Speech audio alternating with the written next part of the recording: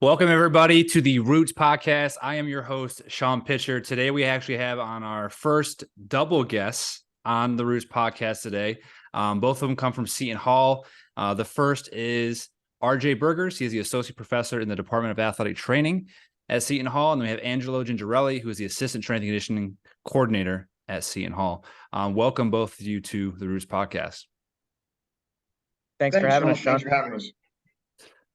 So the question I always want to start out with anybody they bring on this podcast, and I'll kind of start with one of you guys at a time. We'll start with RJ first. What is your roots, right? We all know that you guys, you're an athletic trainer, you're a professor. Angelo, you're a strength and conditioning coach, but what is the roots behind your titles and names? Who are you? We'll start with RJ first. Yeah, so I am an athletic trainer of over 25 years at this point. Got into the profession thinking that, I wanted to be around sports and still provide healthcare and help other people. So that's how I originally got started with things. And then, as you know, things kind of evolve, right? So I ended up getting my PhD in human movement science, which is pretty much biomechanics. And once you have an advanced degree, tend to move over to the teaching side of things and go with a little bit more regular hours, so to say, than the grind that working through athletics actually is. But at heart, I'm an athletic trainer, and I'm always trying to prevent injuries from happening, understand why they're happening, and see what we can't do to address those things. Terrific. And Angelo? I just want to go all the way back. My roots are in powerlifting, Olympic weightlifting. Got really into that as a teenager, early 20s. So I don't want to be a strength and conditioning coach. And unlike RJ, I haven't come to my senses yet and gotten out of the athletic side of things. I've been at Seton Hall for 18 years. I do adjunct teach a couple classes a year, which I really enjoy. But the majority of my time is spent in the weight room with our student athletes, writing and implementing programs to help them maximize their athletic potential. And then kind of in my early, about 10, 15 years of competing in powerlifting and Olympic weightlifting, I got really into running and marathons. And the roots of me and RJ working together are about 10 years ago. He was new coming back to Seton Hall as a professor. I had been a strength coach for 4 or 5 years at that point. And we were running together a couple days a week after work. We just hit it off, did a couple races together, and got really into the endurance world. He was a couple steps ahead of me in that, but I kind of followed his footsteps. And that's where we got the idea for Finish Strong in the book, and idea kind of bringing our worlds together. And that resistance training is not just for, weightlifters and football players and shot putters, but really good for the distance people as well. And I felt the thing that was really unique about both of you. I mean, we see a lot in athletics. People are constantly moving from school to school to school to school for a variety of different reasons, whether it's pay, whether it's a higher level position, but both of you guys, and I know you guys have been there for different amounts of time, but when we kind of talked offline, you've almost been there together for about 10 years. So could you guys kind of discuss how you guys work together as a unit and how important having that front together as a team is when you're working with your athletes? Yeah, Angelo, so or RJ, if you want to start first. I would say, yeah, sure. I would say that it's for us two working together, it's a little bit different at this point because I'm fairly removed from the day-to-day treatment of any of our athletes. So with me, I'm more or less the biomechanist that the athletic training staff, strength and conditioning staff would send athletes to if they're looking for them for return to play, or if we're looking to run some kind of a biomechanical analysis just to kind of see if we can figure out why they might be struggling with something. So it's quite different and it's quite unique. Like I said, I'm not involved in the day-to-day. We do have some interesting collaborations in some of the research projects that I have going on. And so, and Angelo's like a key person involved with one of our upcoming neck strengthening studies. And so since he's actually going to be guiding the student athletes through it, who are going to be, the subjects or our research participants, he has that stake in things. So we constantly have to have good communication. And it's great, especially if I'm coming up with a research project, to be able to bounce ideas off of each other. So I Mhm. remember when, as I was, writing up the proposal for this next strengthening one, I had to actually ask him. I said, "Hey, what are you guys doing in there right now? And what could be done different? And what should we be measuring? So there's constant collaboration back and forth. I think one of the things is we're really comfortable with one another, and we each know what the other person is. We know what do I want to say? We know they what they know, what they value, and things like that, and what they bring to the table. So it's easy to get collaborations like that. And then I'll let Ange kind of take it from there and see what he has to say. Right. And I think one thing I'm assuming a lot of young professionals listen to the show, right? Mhm. And I think the biggest thing for any of our jobs to work well and to really serve our student athletes, whether it's strength and conditioning, nutrition, dietetics, athletic training, sport coaching, we have to work together daily, right? It doesn't work if me and the athletic trainer are not on the same page of what our student athletes can and can't do, where their needs are, where their injury states are, right? So even though our RJ isn't, just real quick, Seton Hall is two different campuses, and we've been on Oh, different campuses for the last probably 5 or 6 years. And he's in a super high end biomechanics lab with everything you could want to work with in that setting. And I'm on the main campus with student athletes day to day, right? So I'm communicating with our athletic trainers daily, getting injury reports, going over them. This person can't do box jumps today. This person can progress to the next level of upper body training, whatever it might be. But where RJ comes in the last couple of years is kind of exactly what he said, where there's research studies and can I help implement and give you a pretty good size sample size from our athletic department and help your students get published. That's always something I like to be a part of. And then number two, the last couple of years since you opened up the new biomechanics lab, we're doing a lot of stuff with our baseball players, particularly our pitchers, that from my perspective, we're doing everything we can, right? We're doing the throwing program progression the right way. We're doing things right in the weight room, but there's either something missing or the kids want to go to the next level. Can we go and have a look at what they're doing biomechanically and have RJ take a look at them and make small changes on with the pitching coach? I think that's the thing where a lot of times people think you have to be at a UCLA or North Carolina or Michigan or Ohio State to make that kind of thing happen. But if they're happening on your campus and you could get to know some people and establish good working relationships like me and RJ and other people have on campus, you can really get, use a cliche, but you can do more with less resources sometimes if your relationships are strong and know who to call at the right time. Yeah, I would definitely I, agree with that. I I, mean, I'm my undergrad, I was at Buffalo State. I was at a D3 school, and we had absolutely nothing. So the creativity we had to have, figuring out ways to raise money for the weight room, just to get bands and balls and just really basic level stuff, so that way we can keep the weight room running and doing the things that we need to do. I think definitely helps. If you're someone who is going into the strength conditioning field or going to some of these fields, and like you want to go to all, like you said, Angelo, all the big D1 places first, like that's cool to have all the glitz and glam, but your ability to be actually really creative and have to think on the spot and be flexible and also have to work with multiple teams back to back to back to back, like it takes a special individual to be able to do that. Like instead of just having one team, you train them for 2 hours and then that's your day. Right. I, Yeah. I Yeah.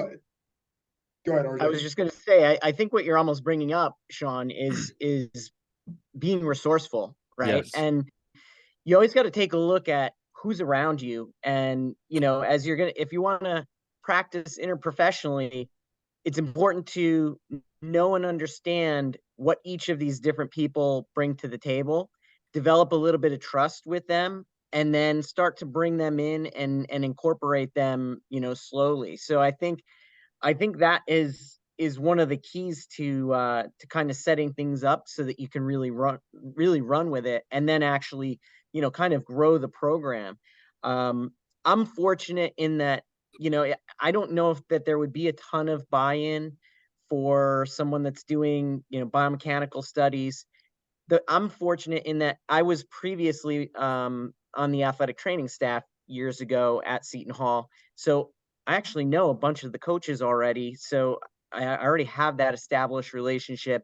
I know Angelo. I've known Tony Testa, our director of sports medicine, for years, and you just have that buy-in, and then people understand what you bring to the table. And then we've really incorporated a lot more of like the biomechanical analyses, and it's been pretty good. People understand too that it's a selling point for a student athlete if you can say, Yeah. hey, if you're the baseball coach and you're recruiting, and you say, hey, at least once a year, you're going to be heading over to the lab. We're going to do a pitching analysis with you. We're then going to identify if there's things that we need to tweak and work on. That's a really good selling point. So, but yeah, I mean, it's to kind of reiterate, it's just really important to, know who's around and know how to use them. Go ahead, You know, Ange. the other thing I would say real quick too, in our professions, sometimes you got to know what you don't know, right? Like I feel like if I'm training a pitcher, I can do a pretty good job of getting that guy pretty big and strong to throw a baseball hard, right? But if he's dropping his elbow at the wrong point or he's overextending his knee at one point, that's way out of my wheelhouse, right? But I can definitely refer that person and the pitching coach over to RJ, and they can take a look at that super slow mo, or in the right context, and make some of the changes and work together, and that person gets better, right?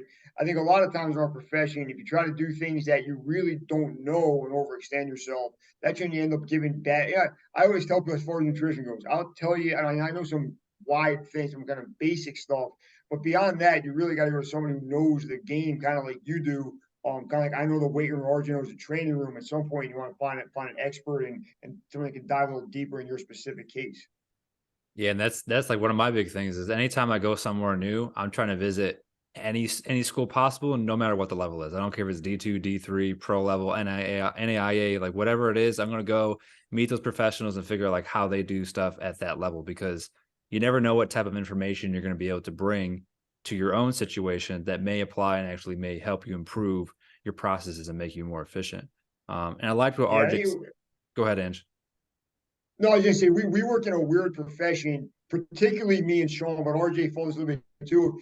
Everybody thinks they can do your job, right?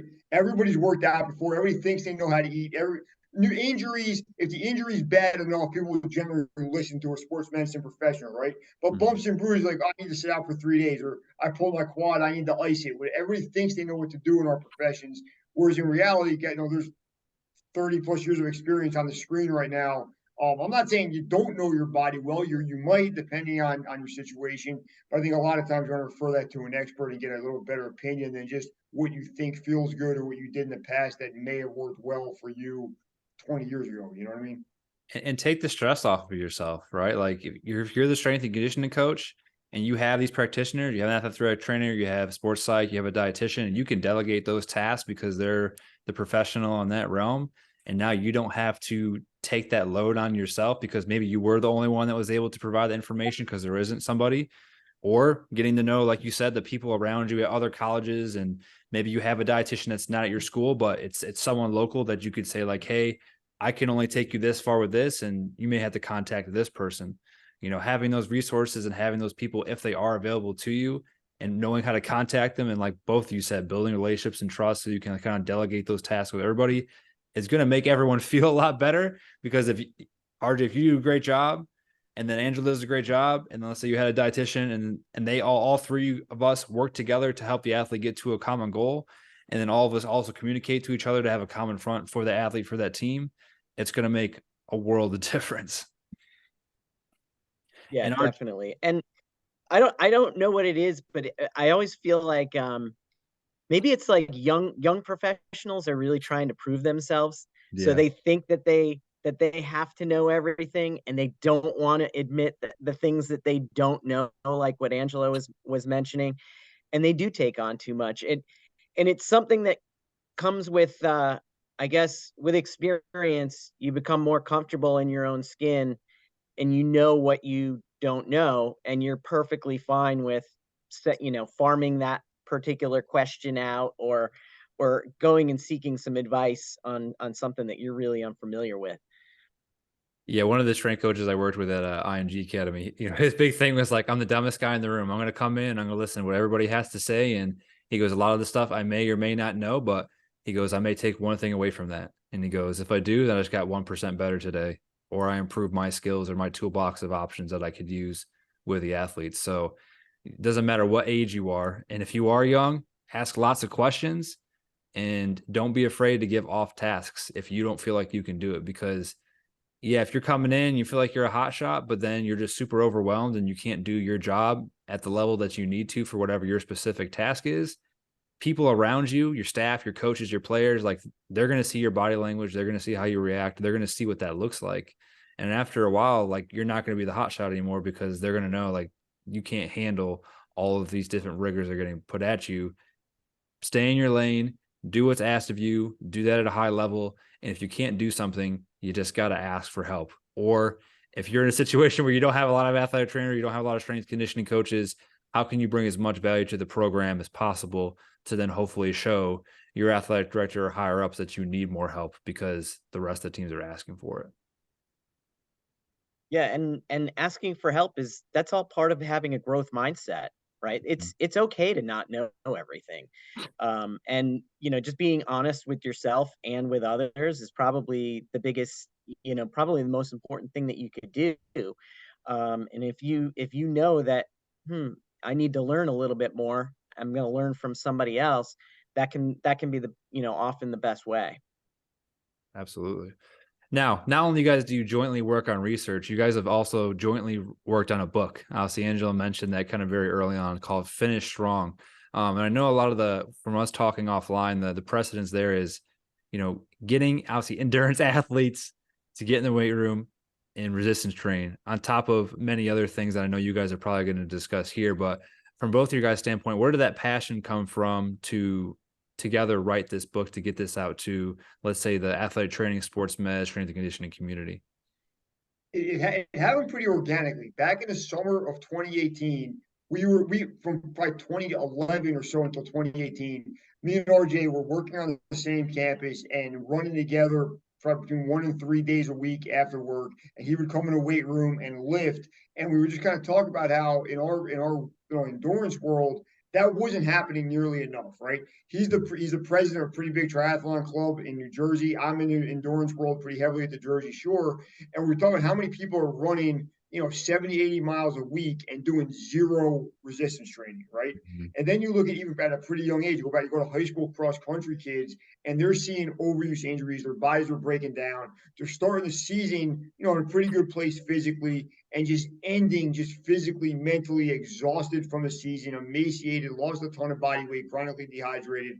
And we're not saying resistance training is a cure for all of those issues in endurance sports, but we think it's a cure for a lot of those issues, right? Because we're just seeing a lack of strength lead to poor performance. And if you look at the typical endurance athlete, you're looking at men and women that are pretty driven people, right? If you're going to wake up at 4 or 5 o'clock in the morning and run 20 miles or bike 50 miles before you go to a day job or go to school, you want to get it done, right? So we kind of wrote the book to keep that man or woman in mind. And here's the one thing that might be the missing piece of your puzzle to go from maybe running a 10K to running a marathon successfully, right? Maybe going from a half Ironman to an Ironman triathlon, maybe going just barely finishing a race to getting on the podium and getting a medal and doing really good in your age group, right? That's kind of the idea. We're kind of acknowledging people are doing kind of these other parts of their life right, and we want to be the next piece of the puzzle to help elevate their endurance career to the next level by adding resistance training as part of their training routine. Yeah, and to piggyback off of that, Angela's right. It really was organic, and it just so happened to be kind of like, the perfect two people to collaborate on this. I have really more the injury prevention point of view, and he's got the sports performance point of view. And those are two reasons that you're going to perform strength and mobility training as an endurance athlete. You are shooting to become better and stronger in your age group, but the other thing is you're looking for some career longevity, and you're looking to make it to the start line of all of these races. I was always complaining to him while we were on our runs of the numerous people that were contacting me. Oh, I'm hurt again. I don't know if I can make this race. My back is killing me, this and that. And I'm just like, my first question, what have you been doing? What have you been doing for this? Well, just a lot of swim, bike, and run. And I'm just like, where's the swim, bike, run, and lift, and also do some, mobility training, or some kind of yoga or something like that. So, um, with all of this and the repetitive motions, all of these are repetitive motion sports.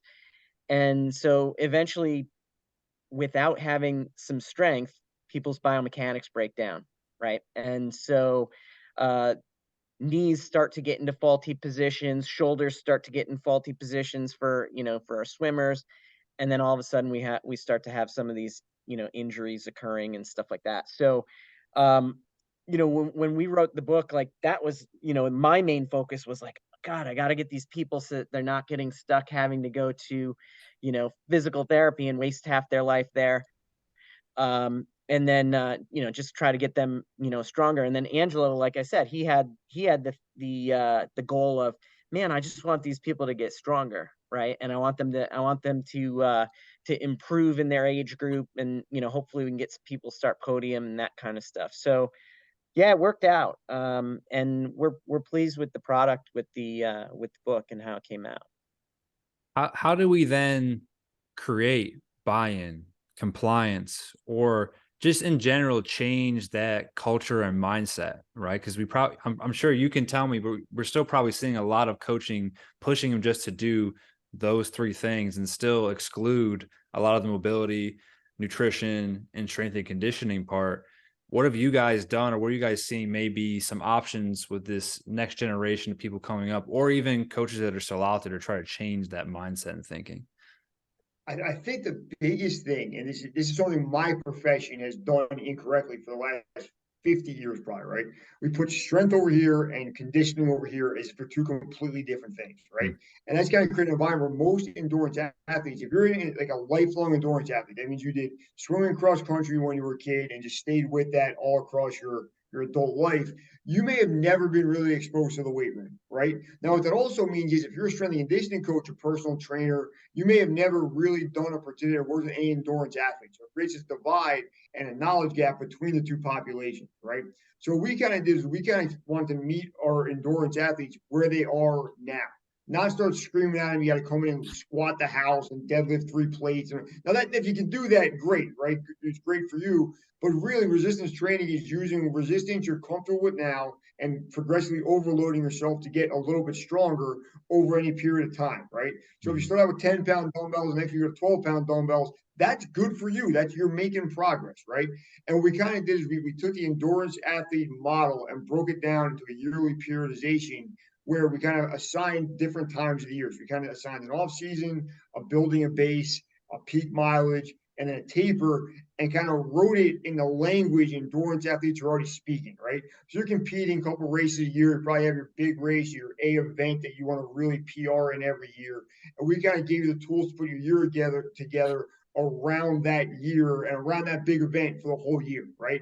I think too many times what happened is resistance endurance athletes that are interested in resistance training, there's not a lot out there speaking that language, right? It's a lot of, oh, you got to do Olympic lifts, you got to do CrossFit, whatever it might. There's nothing wrong with that stuff, but if it's not put in a perspective where they can break it down and make it fit in their current lifestyle, it's not something they're going to really be able to do. And when I always say, we identified together early on, most endurance athletes, ourselves included, deal steadily with two things: too much fatigue and too little time, right? If you're covering any real amount of mileage, whether it's on a bike, a pool, or your feet, if you're running, you're not going to have a ton of energy every day, right? You're burning a ton of calories while you're working out.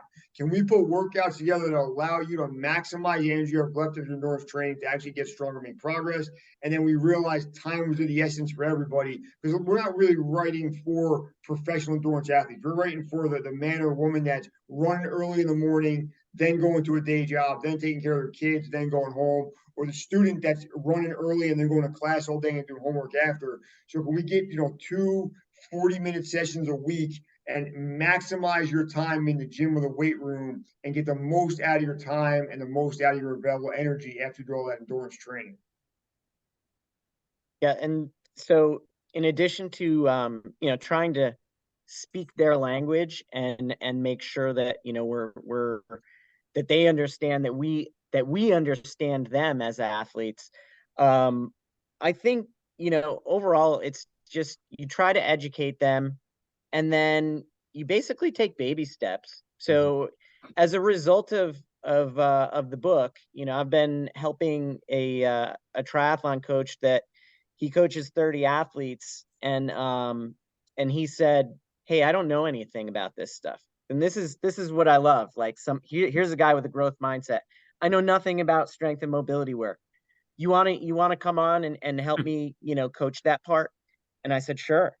And so I did it. And, of course I wanted people, I came in with, big ideas of I want the athletes to do, you know, two, 45-minute sessions at least each week. Found out that just wasn't happening. So then I had to kind of knock things down and just go with a little bit more of a baby steps, and realize I'm good with small wins. And so I would say a vast majority of them, I probably have them, doing more like 10-minute core work, because they're like, oh, that'll fit into they appreciate that. They understand the importance of core. They might not understand the importance and embrace other things.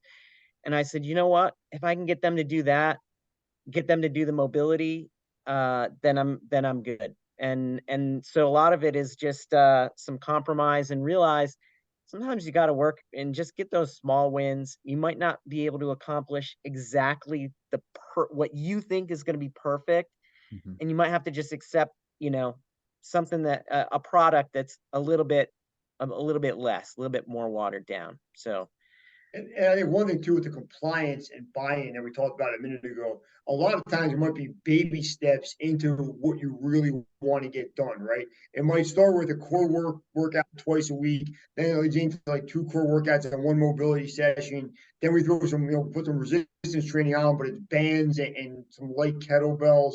And then maybe over the course of a year that gets into maybe doing some squats, some RDLs, some push-ups, pull-ups, stuff like that.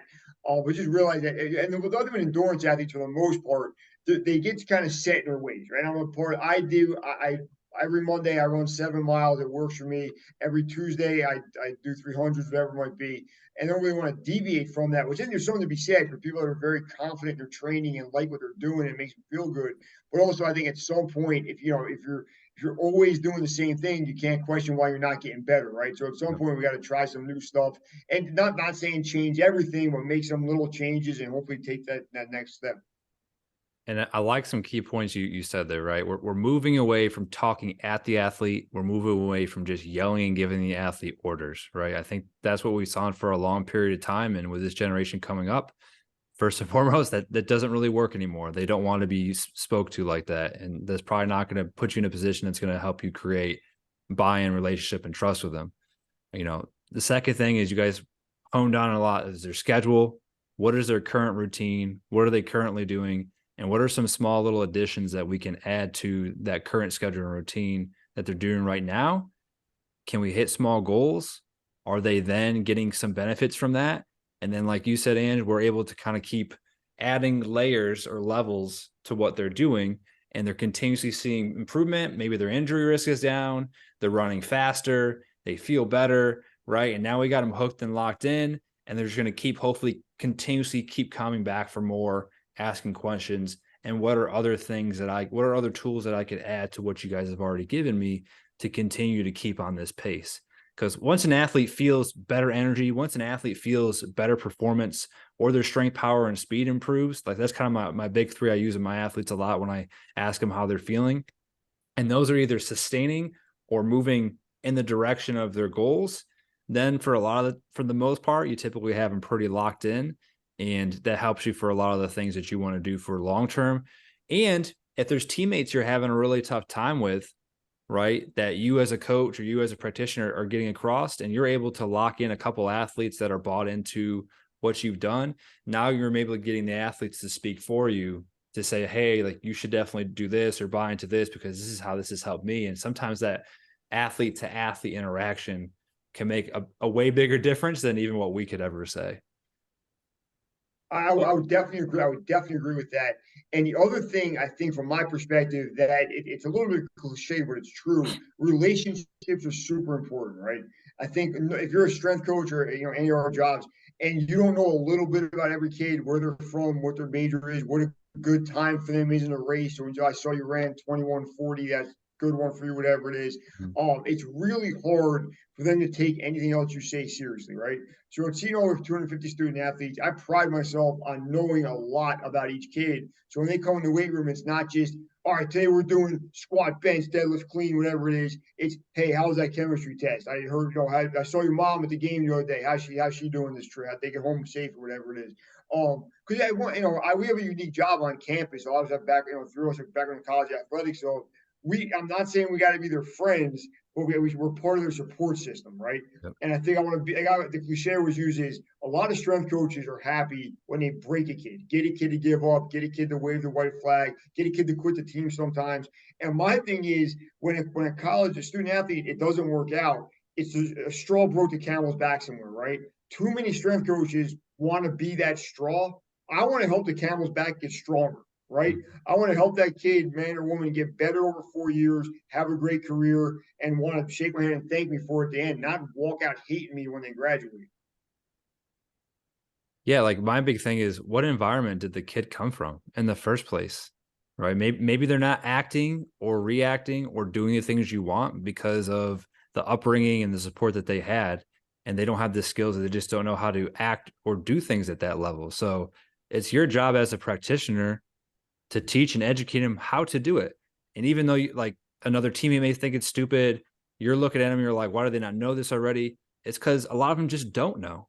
So you have to think back to a literally basement level concept with some of these guys coming in because they've never had any of these resources, any of these people ever before.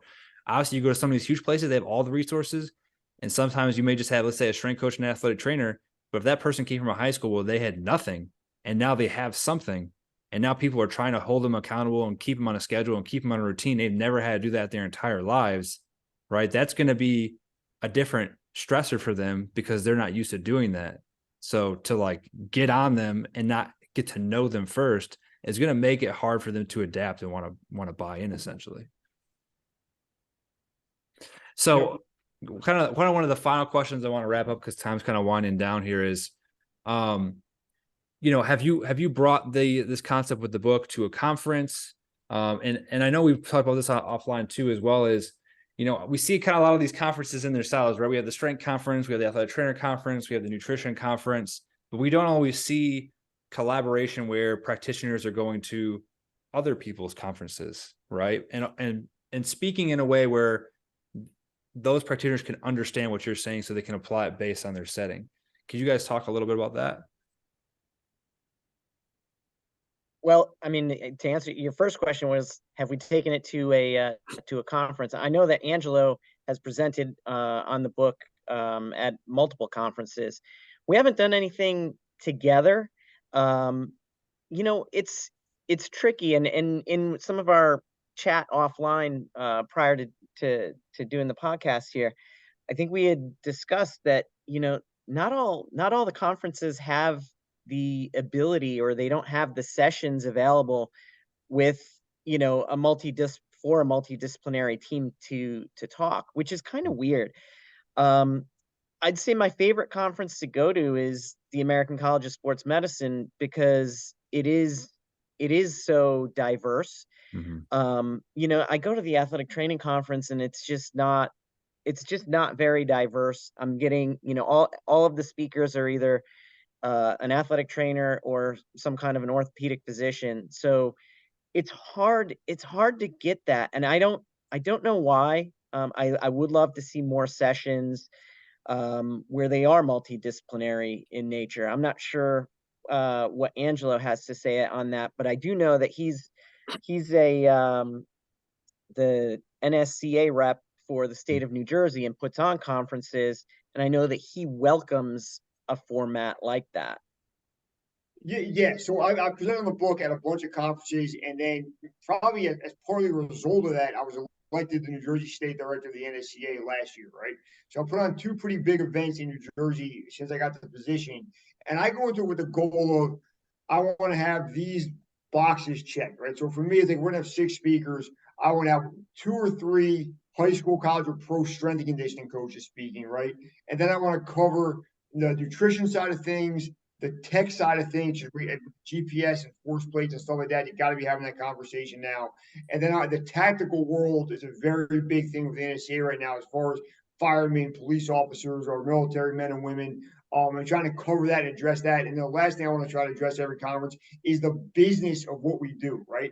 I think the NSCA does a great job of putting out data and research and how to put a workout together. We don't do a great job of teaching people how to get jobs or how to make $1 doing this thing that we all love so much. So I try to always have at least one speaker address, this is my franchise training center, and this is how I make money and what we do, which, whether we want to admit it or not, is a very big determinant whether people can stay in our professions long term or not. So I try to cover all those bases. That being said, if you're a 20-year college strength coach like myself, you might not be super interested in the guy or girl talking about tactical training for firefighters. But also, I think if you can open your mind a little bit and look at the demands those guys and girls are, men and women are under, you can probably apply some of that to what you're doing. So I do think, obviously, I'm saying the NSCA can probably get a little better at that. I'm trying to do my piece to leave the position better than I found it, and pull in more disciplines and make things a little more. We use the term interdisciplinary a lot. Can we do it at the conference level? I think we can, and I'm trying to do it and chip away at it and get better at it with every event I produce. And I like what you said there. I think figuring out how to get a seat at the table is very important. The better we can understand the organization, the business, how that functions and runs, then that puts us in a better position to have those types of conversations that we need if there's something that the department or the organization needs, it's going to essentially then help the athlete, right? It's kind of like I've talked about with a couple different guests I've had on, like when I've come into my position I'm at now, like I have to understand what are the business problems that I could possibly solve from my specific area for nutrition. What is my high performance staff need, my coaches, my operations, how can I serve them there? And then if I can solve problems and help both of these kind of like tier 1, tier 2, that's going to then hopefully put me in a better position to get the resources or get enough support to be able to then provide the athletes to the best of my ability, everything that they would possibly need that's going to be similar, or in some cases more than even maybe some of those high Division I or even professional levels, so that hopefully they can then get the exposure at a sooner time frame to make them more prepared as they transition up to those higher levels of play.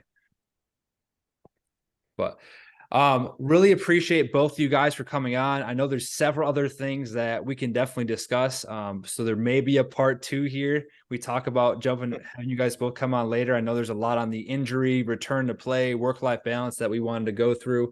So we can definitely talk online. I'm possibly doing a second part to further kind of deep dive into that. But really appreciate both of you guys taking your time.